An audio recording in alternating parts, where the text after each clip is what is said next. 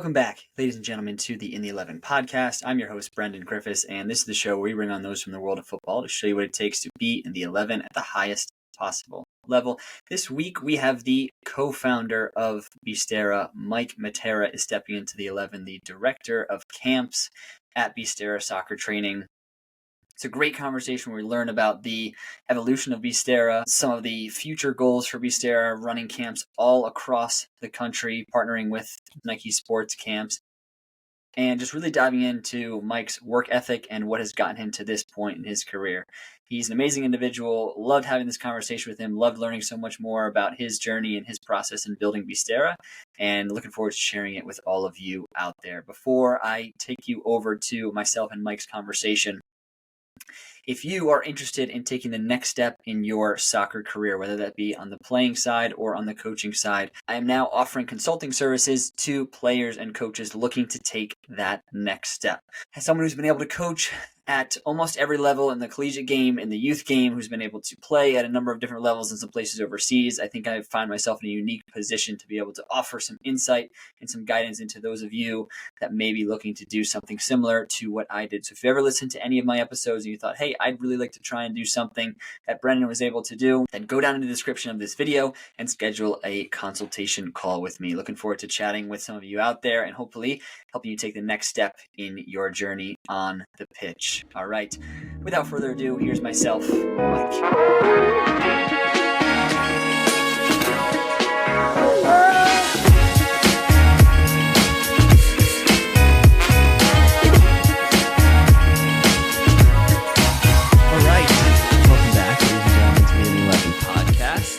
This week, stepping into the 11, we have the co-founder of Beestera. So we had James Beeson on. Now we have Mike Matera to make the era of Beestera. Mike, thanks so much for coming on. Really been looking forward to this and diving into just Beestera as a whole and kind of your journey in the game. Of course, yeah. Happy to be here. Awesome. So I'm can't wait to dive into kind of Beestera, the business and your involvement in camps and in U.S. soccer camps and all this stuff. But if we just sort of kind of paint the picture to get to this point, growing up in Connecticut, were you always the type of kid who played tons of sports growing up, or was it always a soccer thing and that's sort of been a natural fall into Beestera, or what was kind of childhood athletics like? Yeah, so I played pretty much every sport growing up. Basketball was actually my favorite sport. So I was always, pretty good at everything, and I never really specialized until I quit soccer when I was about 14 years old and tried to focus on basketball.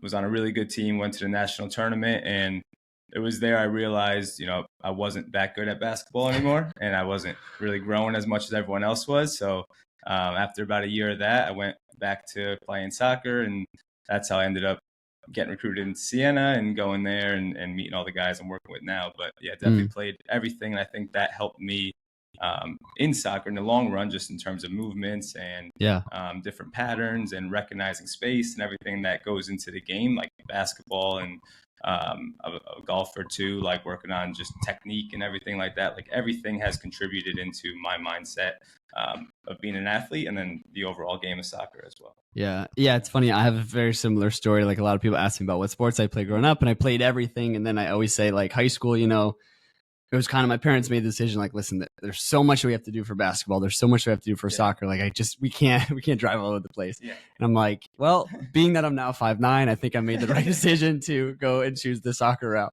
But yeah, I think that's a really interesting conversation. And I wonder if because you have such a different kind of background to, the other people in Beestera, sort of the founders of Beestera, Matt and James, and that it was soccer from the start. And have you guys kind of had that discussion before of like the difference between specializing in a sport that young versus, the way that you did where it was all kind of an all around athlete? Yeah, no, we argue about this a lot. I know like James and Matt, that's pretty much all they played. Matt was a little different. He did like cricket and some other racket sports. But we do talk about the specialization part, and like they're all about, soccer all the time. I'm more play as much as you can and play different sports because, it's not, okay, you play basketball, it's not really going to help with your technique in soccer. but it's going to help your body in terms of the way it moves. And like I said before, like recognizing space and, learning opponents and just your overall mindset on just how to compete. And I think that's a big point when it comes to playing multiple sports, is like you just get to learn so much more, and learn from different coaches. And like even now as soccer coaches, like we look at basketball people, we look at tennis people and tennis coaches, like what they do and how they train their athletes. And it's different, but the overall goal is always the same. So like we take little things from each sport in terms of how we coach. And I think that helps create a more well-rounded soccer player in the long run. Yeah. Has that kind of philosophy at all, bled into the way that you look at camps? Like I know we've spoken about in the past, I think there was even kind of an ambition to maybe do sort of like all sport camps or more like athletic based camps rather than just soccer camps. I mean, is that even an approach that you kind of take to the way camps are run right now in terms of like, is every activity just completely soccer based, or are there some more kind of all around athlete type things that the kids are doing? Yeah, so all of the camps we do are based on kind of like a holistic approach where, every activity is soccer related, but there's always a different like mindset theme to it. So if it's, a 1v1 activity, and when it's our dribbling day, like, we're talking about ways that you can beat a defender, but we're also talking about how you can overcome adversity, or how you can overcome failure, and don't be scared to play against that person that has beat you 4 times in a row. Like, don't be that person in line that sees Brendan's coming up next, I'm going to slip behind the next person and let them go. Like, challenge them again and keep losing, right, until you get yourself better that you can beat them. And if you don't, fine, right, but you're going to learn about, what you need to work on, right, and the coach is going to see it, and they're going to be able to give you more feedback. And I think like those overarching like mindset themes go a long way. So everything we do, has a soccer element to it, but it also has just mindset and attitude and different things like that are teaching them, about soccer, but also about life as well. Yeah. How long did it take you to sort of adapt or develop that mindset? Like, was that something you had even as a young player going into college? Because I mean, I know it's always, even being around you as a player, as a coach, like that's sort of always something I've noticed of you, is that there's really no fear, and you're never backing down from any tackle situation, anything. And, clearly that was evident in the career that you had at Siena. To walk in right away as a freshman and all of a sudden, I'm in the back line and this is kind of my spot for the next 4 years. Like, so is that something that you had just always kind of like, maybe it's genetic, or maybe did something that you had to sort of work on? I think that comes from my parents. My dad was, ironically enough, my dad was my coach in every sport I played other than soccer. That's the only thing he didn't play. But I think when your dad's your coach, it could go 2 ways, right? Yeah. Some people are like, oh, your dad's, favoritism and he's letting them play and everything. I always felt like I needed to work harder to earn the right to be on the court or the field. And he was the same way. Like, I sat on the bench, a ton. That's tough having your dad sit you on the bench, especially in baseball. Like, I was a terrible baseball player. Whenever spring season came, I would just sit the bench in baseball all the time, and he was the coach. But I think that taught me a lot about, what it takes to earn the right to be on the field. And then from like the flip side, like my dad was always sports, and, any decision involving sports, it was always him. My mom was always the school side. So like whenever it was homework or tests or grades, like she was always that one, honest about that. So I always felt like I wanted to kind of make them proud in both ways. And they both had different avenues of teaching us about life. And for sports, it was always, okay, how can I work as hard as I can to make my dad proud, make my teammates proud, and, obviously make myself proud in whatever goal I want. And then how can I, keep my mom happy with how I'm doing in school, and showing her, I'm trying as hard as I can, and, getting good grades. And I think that balance and kind of the support from them too, and not just handing me everything I wanted, really helped a lot and shaped me into the person I was as a player and as a person now. Yeah.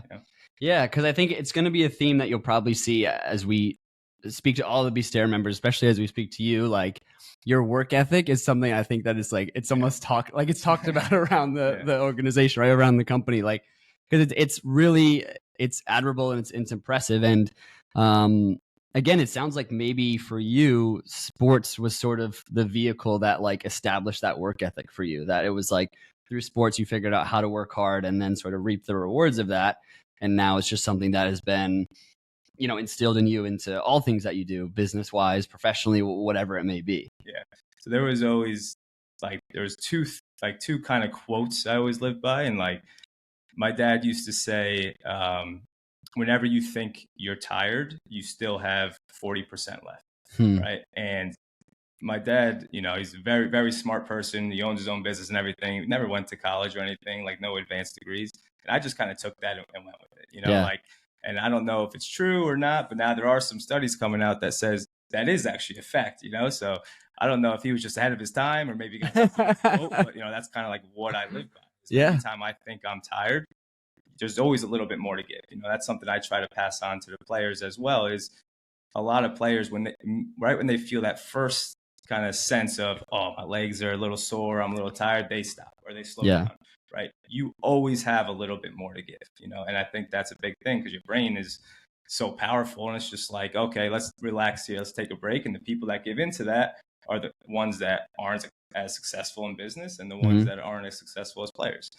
So that's really stuck with me. And then another one is I just think every day, every minute I'm not doing something, someone else is getting better than me. Yeah. And that's like, we used to do like sprints in basketball.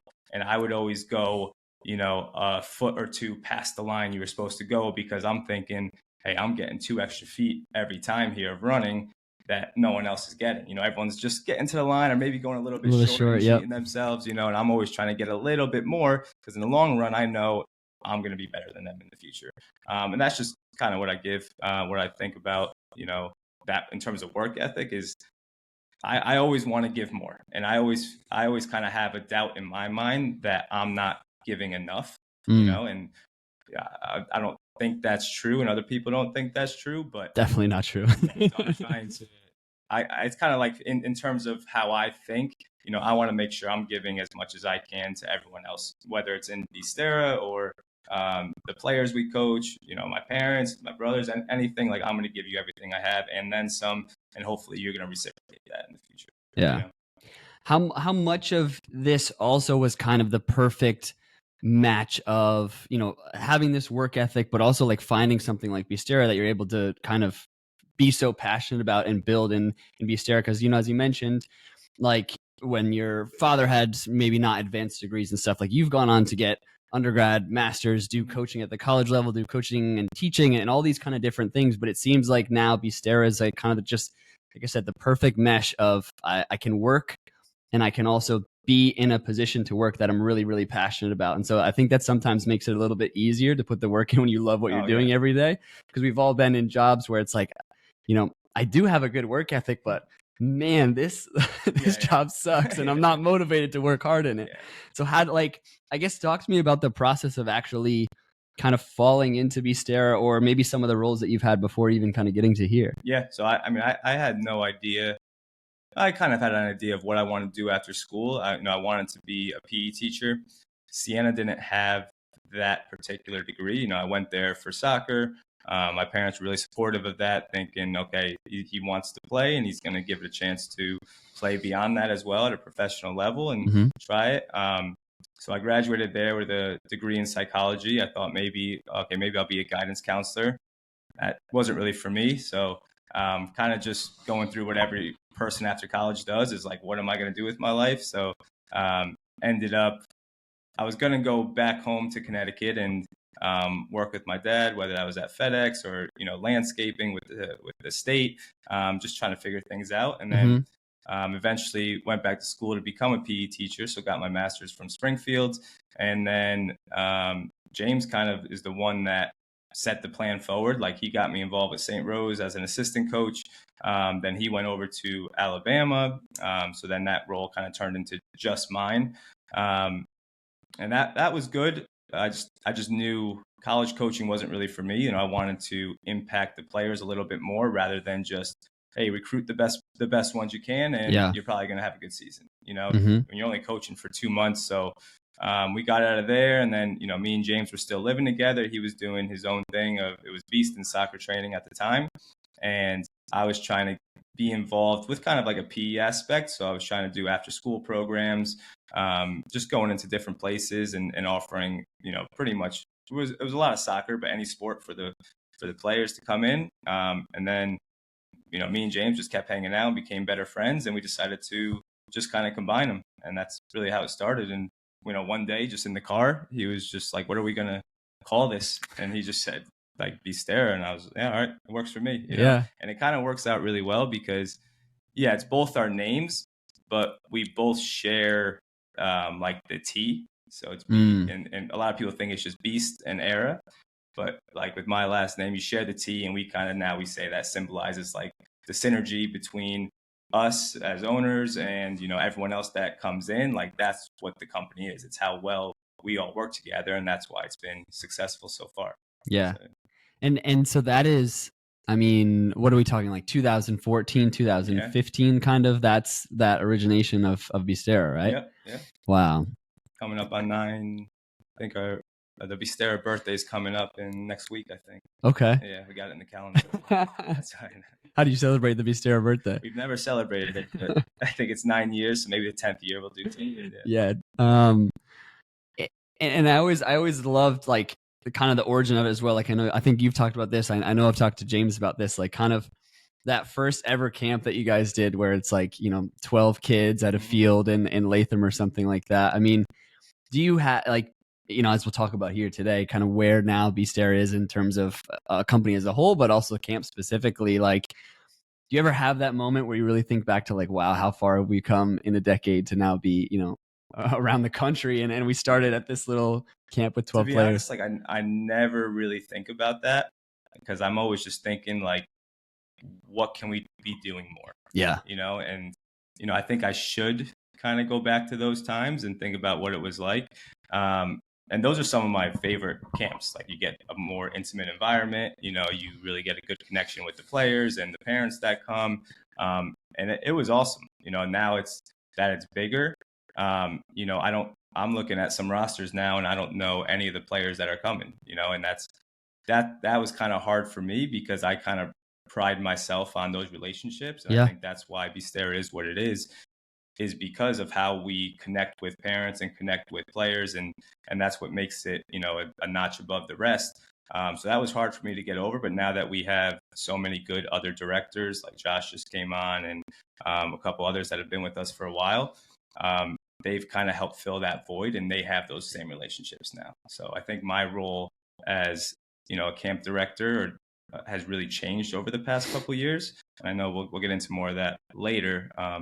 But yeah, I mean, I think I should go back to those times and remember what it was like. But I know I don't think about it, but I still know why and how it started. And in terms of those relationships and connecting with players, like, that's why we still are growing, Yeah. And I think not losing sight of that aspect is what's huge for me. So I'm not looking to go, pop up a camp in every single state and just do it. Like, I'm huge on what's the reputation of Beestera? Are we still keeping the quality?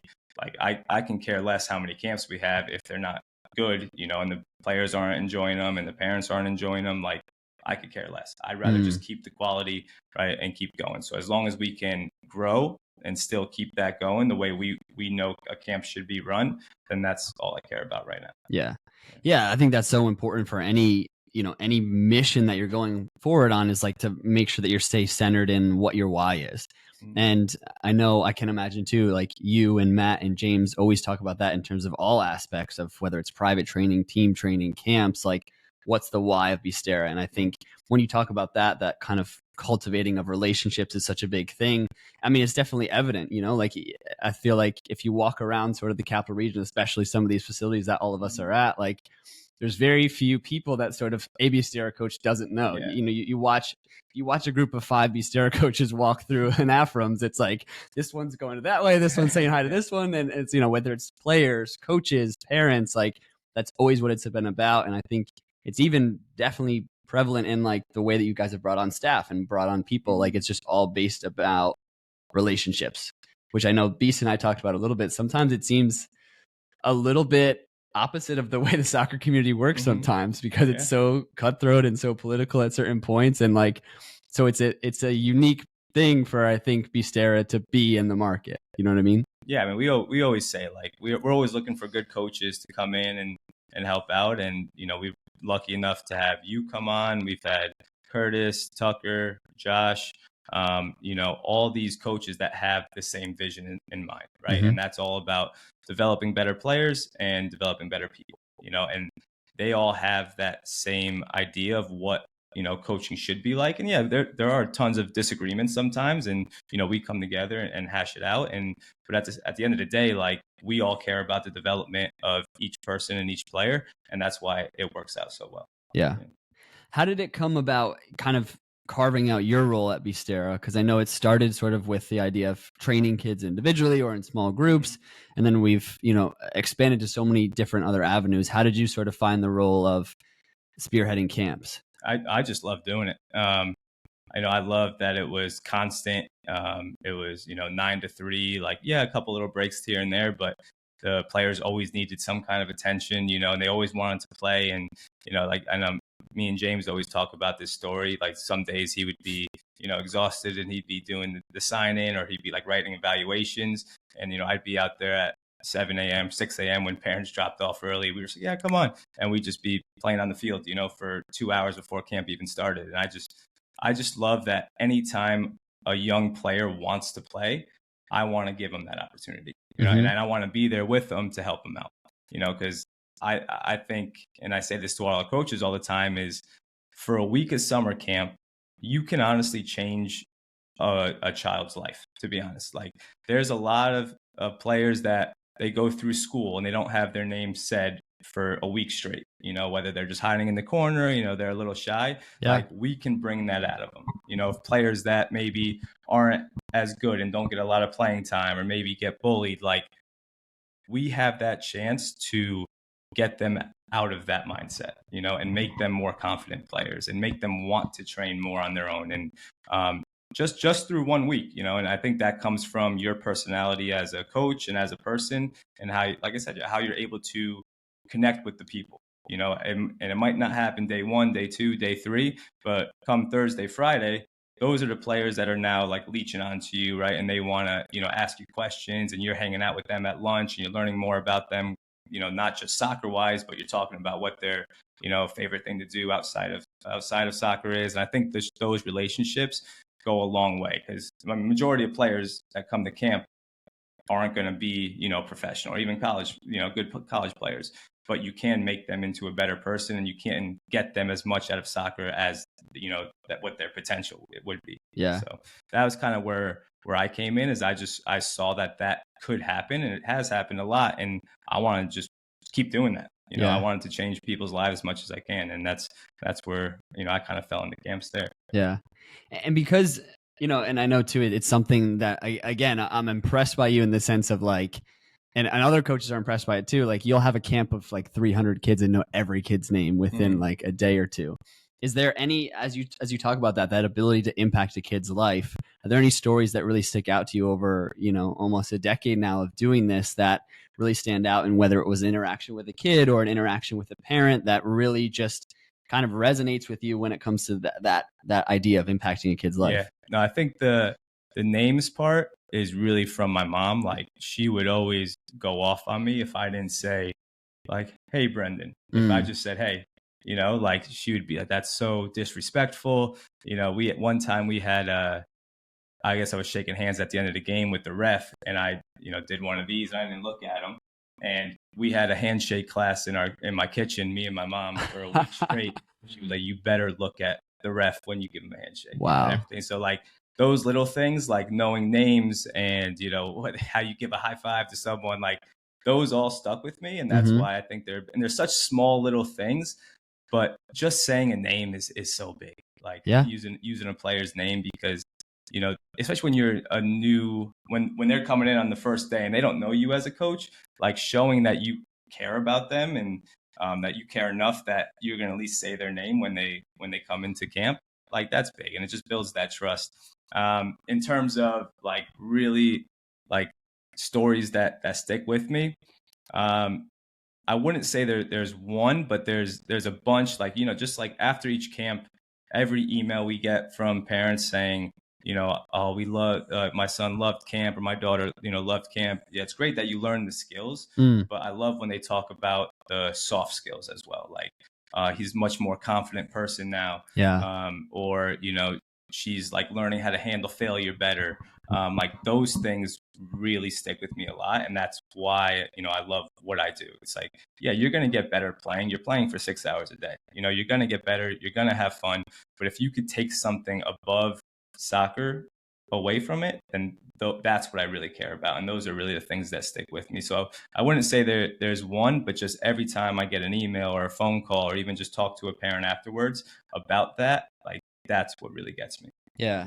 Is that something that you notice with a lot of the kids that you work with? Like, I know James and I were talking about this a little bit. It does seem like there are a lot of players, especially that we work with in privates or team training, that really kind of struggle with some of those soft skills, like the confidence and being sure of themselves. And maybe too, it goes back to like kind of the way the soccer community is around here sometimes. And it doesn't, like, we hear stories all the time of the way coaches are speaking to their players or the environments around these teams. And then they come into Beestera, and I think they're still a little bit unsure of like, what is this a safe, environment for me to be in?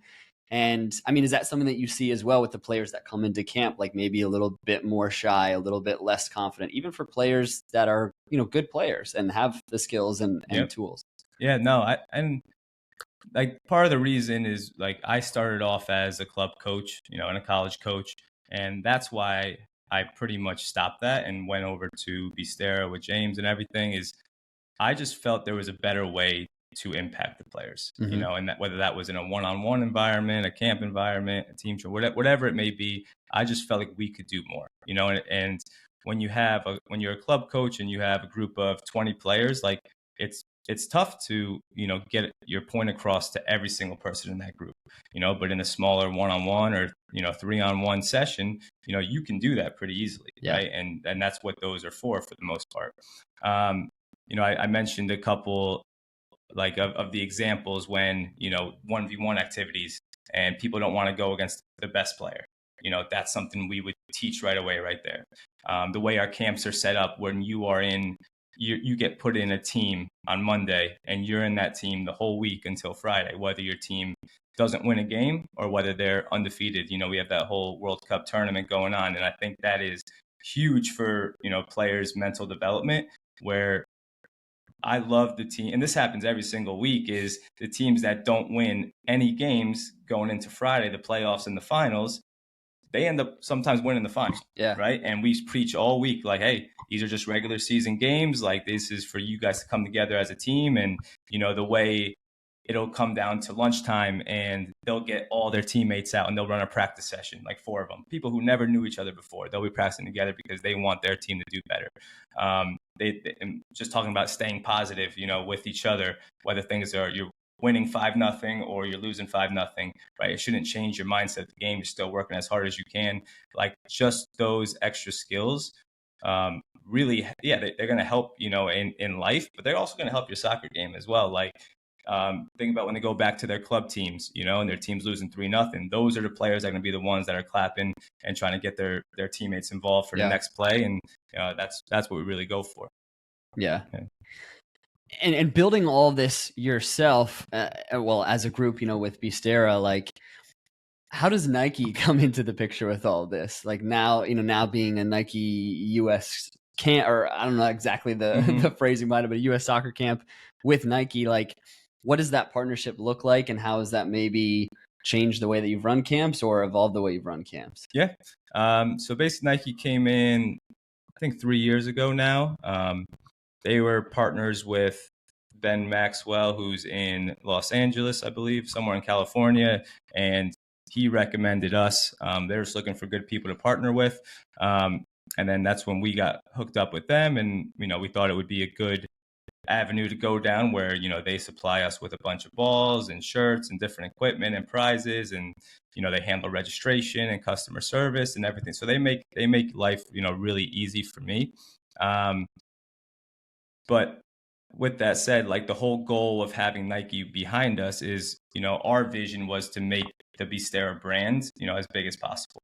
And with Nike helping us out, we were able to expand to different states because every camp was Nike soccer camp with Beestera Soccer Training, so people might sign up because it says Nike soccer camp, but they're leaving knowing who Beestera is and what we do. I think that's really helped us, with our residential camps in Massachusetts and New Jersey and Connecticut. Like, yeah, those people came for Nike, but they're coming back because of us. Kind of thing, and I think once we just get our foot in the door anywhere, we can show what we're about and how we coach. And I think then it comes back to those relationships with the players and the coaches, and that's why they keep coming back. So that's where we're at with them right now. But they've been great partners. They've helped us, a ton over the past 3 years. And their CEO now is Brendan Doyle, and he actually started UK Elite soccer camps. So he always says, like, looking at me, Matt, and James, he always says, like, you three are literally going through the same path that me and my three friends went through. So he's like, gets a little deja vu every time he, comes back. And, we went out for a nice dinner last time he came, and, James was like, oh, I'll give you a ride back to the hotel. And James has like soccer balls everywhere and papers everywhere. And like, he's getting in, he's like, and he's a CEO of, a huge company. And he's just like, he was like so happy to see. He was like, this was me 20 years ago. So, that was cool to see. But they've helped a lot and helping us grow. And, they help us get to different areas, and then we prove why we should be there, kind of thing. Yeah. I definitely want to talk more about Nike and all that, especially too, now being recognized as like the number one camp in the country, camp director in the country. But just to go to that idea of kind of working with two of your best friends and having this sort of trio, I talked to James a little bit about this, and how rewarding is that? I guess how cool of an experience is that to sort of be able to do something that you're this passionate about, but also do it with some of the people that you kind of grew up with and have such a close relationship with.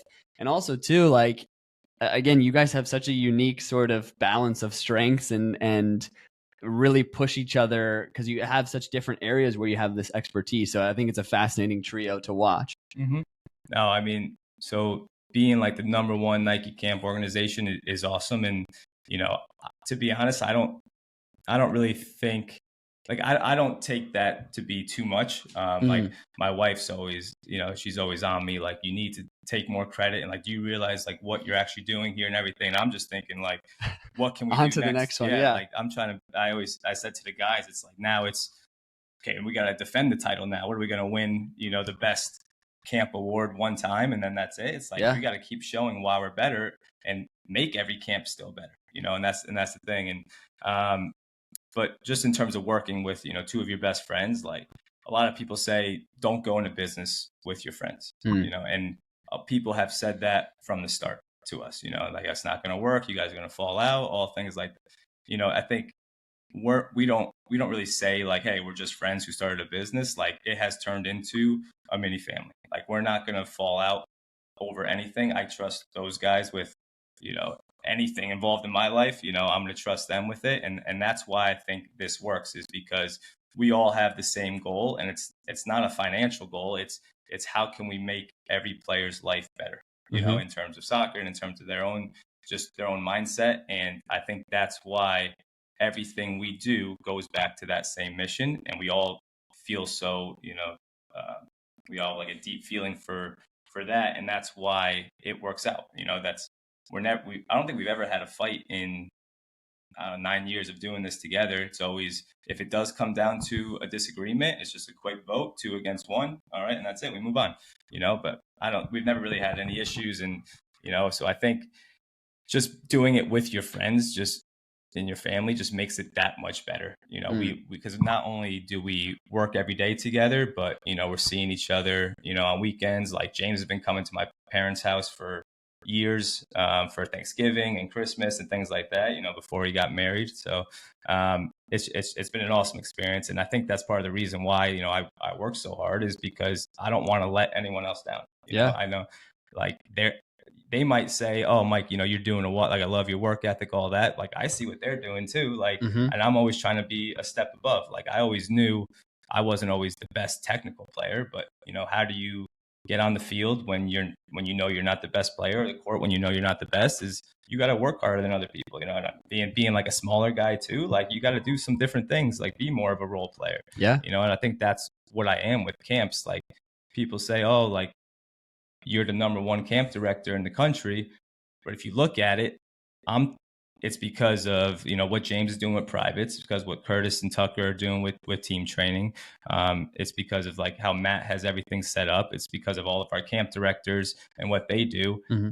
And I'm just taking all those players that they've seen and they're trusting me to put them in a camp, and I'm just making it as good as possible. So I'm kind of I'm reaping the benefits of all their hard work, and then I'm putting them into camps and making sure that goes well. So it's like, yeah, you could say I'm the one doing all this because I'm technically the camp director, but it's really like, it's everybody, you know, it's everybody doing it. And I'm just putting in that little extra to make it organized and make it flow. That's all. Yeah.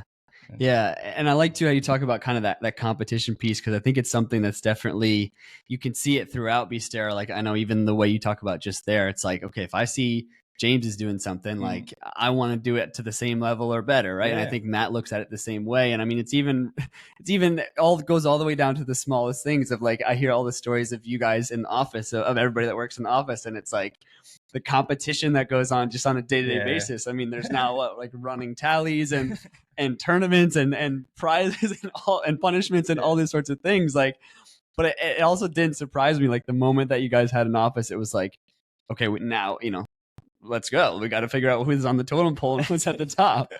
And it worked out for me actually, because we have a basketball hoop in there and none of them play basketball. So like, I'm not going to lose any of those competitions. So I just kind of have fun. But we used to have the basketball hoop in my kitchen at my house. And my wife like hated it there. So she was pumped right when we got the office. She was like, bring that basketball hoop. Like, get it out of here. We're 30 something years old. Like we cannot have a basketball hoop in our kitchen, you know? So she was happy about that. But yeah, I mean, the competition is huge for all of us. Like I think a lot of coaches, you know, you see what other people are doing and you kind of just like, okay, so a club coach can go on YouTube and find a session and, you know, they'll do that session.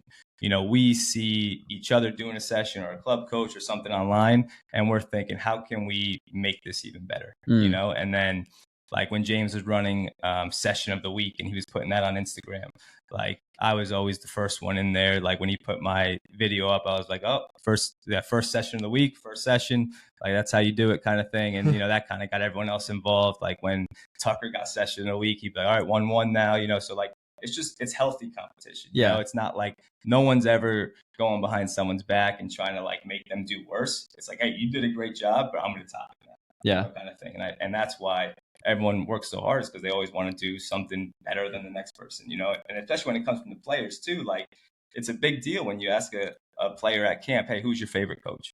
You know, and if they don't say, you know, if I'm leading a group and they don't say me and they say like Coach Brendan, like I'm not happy about that. You know, it's like, what can I do better now to get through to this kid, or what did, you know, you do to help, you know, build that relationship? So yeah, it's definitely it makes everything more fun, the competition piece, and makes everyone work a little bit harder. And yeah, it's been great. Yeah. Who consistently is on the bottom of the totem pole when it comes to basketball or any of the, maybe we won't talk about session of the week and coaching and things like that, but when it comes to the little office games? I don't want to throw anyone under the bus, but you know, Josh, since he's come on full time here, he lost last month. But now I've been trying to make it more of a team competition. So me and Josh are the camp side, and then you got Curtis and Tucker, who are the team stuff. Lane and Beast are the marketing team. Yeah. And Matt needs to find a partner. But so I've been trying to help Josh out lately and get him on my team so the campsite doesn't look bad anymore. That's a good try. Yeah, and if we talk about too, like even the bringing on of all this staff, I found it interesting. I guess one, I'm curious in like, was that process for you a difficult one to bring more people kind of into the fold, or was that an easy decision to kind of grow and expand? And the two, it's also been interesting to see kind of the way people have carved their own lane, but also too, even like those, like you said, those mini partnerships kind of that form within, like, you know, you and Josh are kind of over here and then sort of the camp Zen mode. And then Curtis and Tucker are doing their thing over here. And it's like, everyone is working towards the same collective kind of goal. but each person has sort of found their like yin and yang to go forward in whatever their project is. No, 100%. And I think like it was always in the plan to bring someone else on for camps, especially just because it got to a point like I couldn't do it anymore. And like we said before, like keep the quality what I wanted it to be. So Josh was always like, we've offered Josh a job 2 years ago, last year, and now it finally worked out, that he came on board, and, we're pumped to have him there. But I think my role as the camp director has kind of changed, or what I think my why is in terms of camps has changed a little bit. Don't get me wrong. It's always going to be better players, better people, and building connections. But I kind of want to transition a little bit to now, how can I get more of these people like Blake, Chris, Drew, like Devin, like all these people who run camps for us, like how can I get them, a job that they want as well, that they enjoy as much as I do. So like Josh, okay, he's been doing a great job. He's been with us from the start, and we got him in, and he's doing amazing since he's come in. Like, how can I now grow camps to a point that I could get another person into like Josh is essentially into his role? All right, then how can I get another one? Like I want to give as much as I can to the people that have done so much for us already and have done such a good job. Like, I know some of them don't like their jobs right now. How can I get camps to a point that we can, afford to give them, a life that they want, that they can be proud of and enjoy doing, Yeah. So that's kind of how I've transitioned a little bit. It's always going to be about the players first, but now I want to try to make sure, I'm getting some of these people that have just been with us for so long and put in so much effort. I want to give them something in return too. Yeah. Is there a roadmap that you're starting to sort of put together, or goals that you sort of have to sort of tick off in order to kind of get to that why, or get to that new sort of stage for Beestera? Yeah, I think we're like right now, like Josh, like I said, has been amazing since he's come on, and he's kind of handling the day-to-day around here and, doing all the local camps, where my role now is how can we expand? And I've talked to a lot of people on different ways to do it, but it always comes down to, how can you keep the quality and make sure the Beestera reputation stays intact? Because if I go put up a camp in the Midwest where we don't know anyone, and I just send some coaches over there, and it's bad, now, okay, James has his online platform coming out. They're not going to want to do that. Anytime we want to do private somewhere else, that's not going to happen. I think so much of our business is built on word of mouth that I can't let that, go downhill because of one bad experience. So my plan right now is just to try to get into little different pockets in different states. So maybe next year it could be like in Massachusetts or Vermont, and find like a 6 or 7, town radius where we can get in and do some camps and make that really, really good and make players want to be coming back next year. And then the year after that, I'm going to go somewhere else and try to build up a little pocket there. So it's not like I necessarily want to be all over the country, all over the world. It's more like all I care about is that whatever place we're in, if you go to talk to a parent or a player there, they say that is the best camp I've ever been to and the most fun camp I've ever been to. And so that's kind of where we're at now. So just finding like little pockets that we can go in and give that experience to the players. Yeah. Yeah, it's interesting. Like there's a couple different comedians that I kind of follow, and just like the music business, and it almost sounds like it's a little bit similar. And like a lot of people talk about like you kind of get one opportunity in a new market. Like everyone's going to get one chance in a new market, and then it's kind of the people that are able to go and put on a good show, which maybe we can kind of liken it to sort of like putting on a good camp, right? Yeah. You're always going to get that first one, but then it's about, are you able to return? Are you able to come back for the second year? And it sounds like that's kind of the approach that you have. It's like, especially with, as we'll dive into here in a second, all these new places that you're going to this year, it's like, we really have to go and kind of show out and wow on this first one, because it's not about the first camp. It's about, what does camp 2 look like? What does camp 3 look like the following years? Yeah. And then it's about like continuing to wow, and that's the hard part. So, if you look at like, franchises or fast food places, like, they pop up all over, and they have systems and processes in place. This is exactly how long you put the fries in. This is exactly how long you do a milkshake for. And it's easy. But with camps and coaches, so much of it comes down to who the person actually is.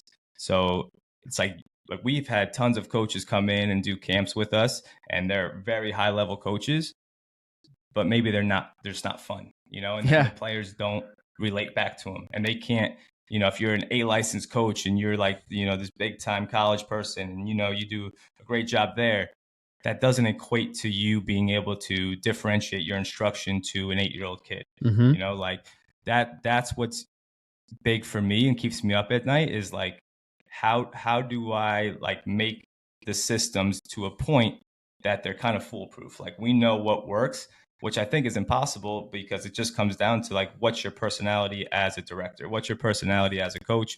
Are the players going to love you? Are you able to communicate well with the parents? Like there's so much more that goes into it that you can't really teach. You know, it's kind of like, do you have it or do you not? And then, it's like Beestera is like, yeah, it's okay. It's a good little business around here, but no one else knows about it outside of, our area. It's like, how do you get someone to feel as passionate as you do about your own business, and you could probably speak on that too. Like we probably ask you to do a lot and, show, why Beestera is the best, but it's at the same time, it's not your business, it's we're trying to get that out of you essentially for like our own sake. It's our name on it, but that's why we try to make every coach feel like, they're included in everything we do. And you said it before, like every coach that we bring on kind of finds a different role within the company, and that's what we try to go for is like, hey, you're coming on, you're going to start as a private training coach or a team training coach, but what else do you want to do? Yeah. Like someone like you. All right, great. You're a great private coach, team coach, and you love podcasting. Like, how can you make that flow with everything? Tucker came in, he's like, oh, I love just coaching in general. And he found his niche with like the rec programs, like, so it's like Carlos comes in and he's doing a little bit of coaching, but he loves futsal. Like started a whole futsal program. Like what else, do you want to do? Okay. That will make you feel as passionate as we do. And it doesn't have to be passion towards Beestera, but now like someone like Carlos, you're the head of the futsal program. Like, yeah, okay, it's part of Beestera, but everyone knows you as the head. So if it's not a good product, it's going to look bad on you kind of thing, and he's been doing a great job with that. So it's really about just finding those different roles of what excites somebody else, not just getting them set in, here's what you're doing every day. And it's just very mundane. It's like, hey, expand this to whatever you want it to be. Like make this to your liking, like whatever you think would be more fun for you, you do it, and we're going to support you on the back end kind of thing. Yeah. So. Yeah, no, it's always been something that I've been very aware of. That's again, like different about Beestera than really anywhere else is like through every stage of my career with Beestera, it's always been whether I'm talking to you or talking to James or talking to Matt, like the first question is always, what is that you want? Like, what are your goals? And then it kind of is like reverse engineering or working backward from there to figure out like, all right, how do we make both of our goals kind of align? And I think that's very different than, when you go in and let's say you want to work for a club, right? It's sort of like, okay, well, what's your experience? Okay, well, we'll give you this team. And that's just sort of the way that the model is in terms of soccer right now. But with you guys, it's always been like, oh, do you have a passion for this? All right, do you want to run with it? And I know, especially like you and I have talked about this before, that sort of, and again, maybe it's the great balance of you and Matt and James is like, usually with ideas, like you're sort of the guy to go to if you've got an idea. Because Mike's like, all right, like go for it. And then Matt might in the back end be like, all right, well, maybe we need to like dial back a little bit on this or this. Let me make a spreadsheet really quick. I'll let you know. Make a spreadsheet. And then James sort of falls somewhere in the middle of the two of that. So I imagine in those 3-person votes, like it's usually 1 and 1, and then all right, James, where are you going? But yeah, like it's very unique, I think, to Beestera, and I think it's been kind of a part of your, goes back to a part of your why, right? Like it's the people that we bring on and we bring into the fold. Like it's about how can we help, get what they're wanting from fulfillment of in terms of a job or in terms of coaching or whatever it is that they want their role to be. Yeah, I mean, if you look at, like, think about any friends you have or really anyone you talk to, like, there's a fair amount of people that'll say, I hate my job. Yeah. I think we pride ourselves on, I don't think anyone at Beestera has ever said, I hate my job. Like whether that's somebody new or, you know, us as owners, like that has never even crossed my mind, you know, or I think anyone else's mind. Yeah, at times it's a lot of hard work and, you know, you haven't had a day off in like 3 weeks and, you know, yeah, you might just feel like you're exhausted, but at the same time, you love what you do, you know, and you're going to give everything you have back to, because you think you know, as a good coach, you always owe it to the players, you know, to give them your best. And that's what it always comes down to. You know, I've had those moments where, you know, you don't have a day off for a while and it's like, oh, I got to do 3 hours right now, you know, until 9 p.m. And it's like the drive there is tough, but then when you're in it and you love it, you know, like even when I was a teacher for a year, you know, I used to go teach in Massachusetts, like an hour and a half drive, and then do an hour and a half back just to go do 4 more hours of coaching. And like that drive back, I would, you know, get there with 30 minutes to spare, take a little nap, and then, you know, go out there. And there were times I was like, what am I doing? But then it always comes back down to like, the players need this, you know, the players need this, and I can make a difference in their life. So I'm going to give them everything I have, even if it's just for a 1 hour session or 2 hours, like I'm going to give them everything I have. And I think everyone has that same mentality, you know, that we bring in. So it's been good. Yeah. And I mean, with that and even some of the early days, I remember when you guys, didn't you used to do camps kind of like whether it was 7 or 8 in the morning till 3 and then go and do a couple hours of privates at night? I mean, I guess that's just speaks to the early stage of growing something and building a business and, you know, especially building something in soccer, like just consistently in the summer, 12, 13, 14-hour days. And it's back to back to back to back. And I think that's why I think I've thrived in this role is like, I like to work hard. You know, I'd rather not be on a computer all day, even though my role has kind of changed to being on a computer most of the time. But like, I enjoyed those battles, you know, of doing, you know, 9 to 4 camp and then 4 to 7 privates and like a high school camp after, you know, like at the time you're like exhausted, but at the same time, I liked, you know, that battle with your own self and your brain and your body. And it kind of makes you have that competitive spirit still that you lose when you stop playing, you know? So, I mean, that those are all things from, if you talk about like starting a business from scratch, like we always tell people that it's like, hey, be ready. Like we were eating beans and toast for God knows how long, you know, like living in the worst apartment ever, like not knowing, hey, are we going to get paid, you know, this week? Are we not? Like, how's it going to go? Like, am I going to have to call my parents here? Like, what's going on? You know, kind of last resort stuff. And, you know, you find a way to make it through. And I think those early days of starting a business and trying to grow a business really like shapes how you're going to be, you know, later on and how you're going to treat people that are coming in, because like, you know what it was like, you know, and the people you bring in, you know, they know what you went through too, for the most part. And like, they're willing to help out a little bit more too, because like they've seen the struggle and they know how much work you've put in, and they don't want to let you down either. So, you know, like from an owner standpoint, you know, I think that goes a long way in terms of like, we talked about work ethic before. Like, I never want to see somebody like someone like Curtis who works like crazy. Like that guy's always doing something. We got to tell him to take days off sometimes. But I never want him to think he's doing more than I am, because I think that sets a bad message to the whole group. I think you see in other companies, not just soccer, but like as companies get bigger, those founders or those owners, they kind of take a step back and just kind of like start collecting and, you know, maybe not giving as much back, and they let other people do the work. It's like, that's when I think you start losing your identity a little bit and the quality of the product a little bit. It's like, I want to keep showing what I'm doing and how invested I am, to hopefully that trickles down to everyone else. Yeah. You know?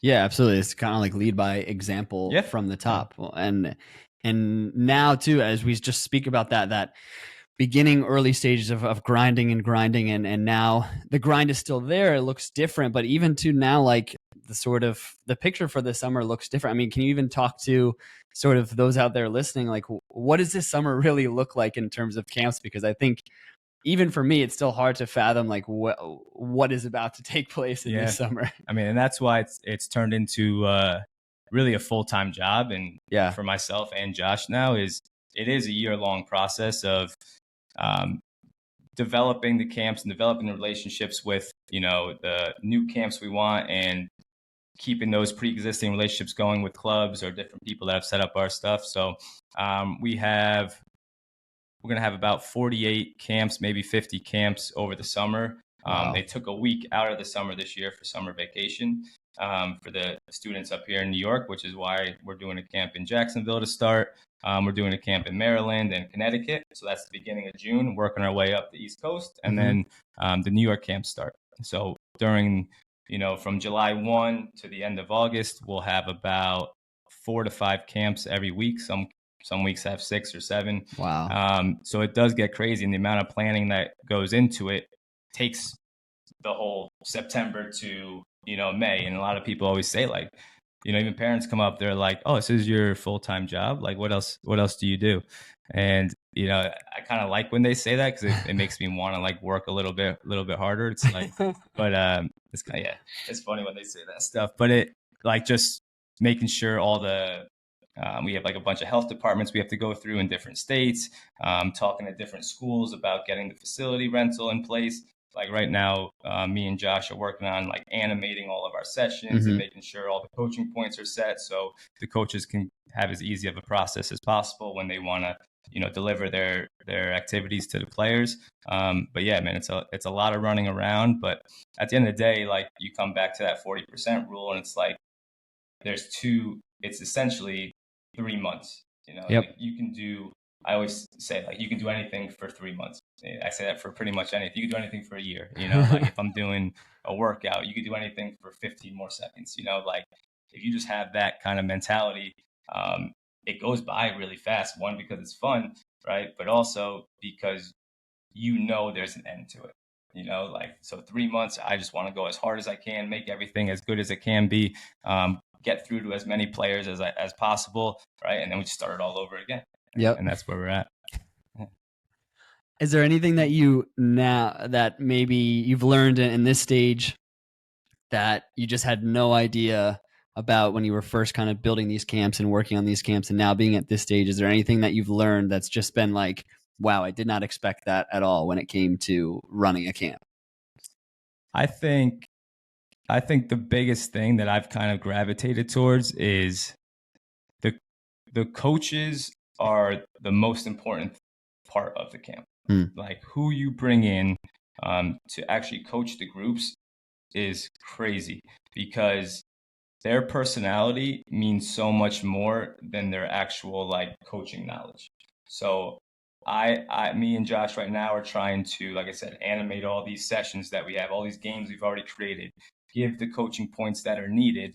And then the coaches are responsible for, delivering those coaching points, but also just having a personality that the players want to be around. And I think that is one of the biggest things that sets us apart from anyone else. Like I said before, you can have the most qualified coach in the world, but a summer camp is so different. Like we try to balance fun and intensity, like with all of our activities. And if you can't be fun and let loose with the players, like they're not going to respect you as much as they would even just a young high school coach, So like for these less experienced coaches, like we give them everything possible that they would need from a coaching standpoint. And we say, hey, go be yourself, go be fun, do your thing, like make the players want to train more, make them want to be motivated by you to, persevere through, a failure they had, or, make them want to get their team together for the World Cup games and train even more. Like that makes so much more of a difference than just having this high level coach thrown in there and go. But yeah, coaches, I think I would, from the beginning, I would have said, we need good coaches. We need good coaches. We need good coaches. And our coaches are amazing, right? Just in different ways. Yeah. I think. Yeah. It's like giving them the framework, but then saying, hey, kind of go with your intuition and bring your own personality to it. Yeah. So we try to make up for, maybe their lack of experience, where, same as we do with the players, like, hey, we want to make you a better player and a better person. Coaches that come in, we're going to do the same exact thing. We're going to make you a better coach, and we're going to make you a better person as well throughout, and they kind of take on to that really well. And, some majority of the coaches have been with us the whole time. And right now we're just trying to create like a system where we have right now coaches in training that are volunteers, and they go through the system, become assistant coaches, which oftentimes become lead coaches. So we do have a bunch of international coaches coming in this year that are going to help out, that have a little bit more experience already and are more, polished a little bit more. But that's what I love, having, younger coaches in that have a lot of energy, that want to learn, and, have the personality that players can relate to. Mm. Well, it's very impressive, and I can't wait to see what this summer is going to be and what it's going to unfold into. The last part, because I appreciate your time. I know you probably have got a million things to do as you head into the office here. The last part I always like to ask people about is, if we look at kind of whether it's your career or whether it's your involvement in Beestera, however kind of you want to take the question. If we look at kind of the story of Mike Matera, or the story of Mike Matera within Beestera, what chapter do you feel like you're in right now? I think I'm in like chapter 2 right now. Like, I think chapter 1 is just the beginning, like everything that we've went through to get to the stage we're at now, which is nowhere near where we want to be. Chapter 2, I think right now where I'm at, is basically what's next. Like this chapter right now is just a lot of figuring out how to make Beestera as big and reputable as a brand as possible.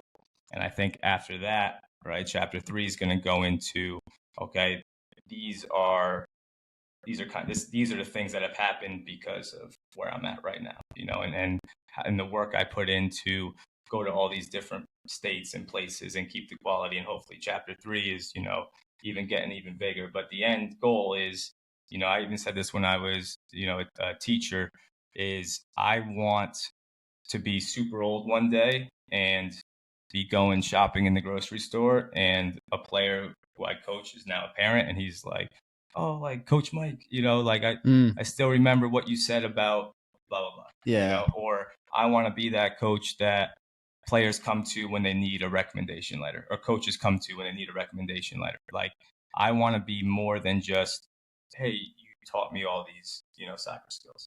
Like, I want to be the person that impacted your life so much that, one, you still remember who I was and what I said, and that you're willing to come up to me somewhere or send me a text or a phone call or an email saying, this is why you are successful now. Yeah. And I think that's the end goal and the end chapter. So we're still early on. I'm going to keep going as long as I can and keep trying to work as hard as I can to get to that goal. Yeah.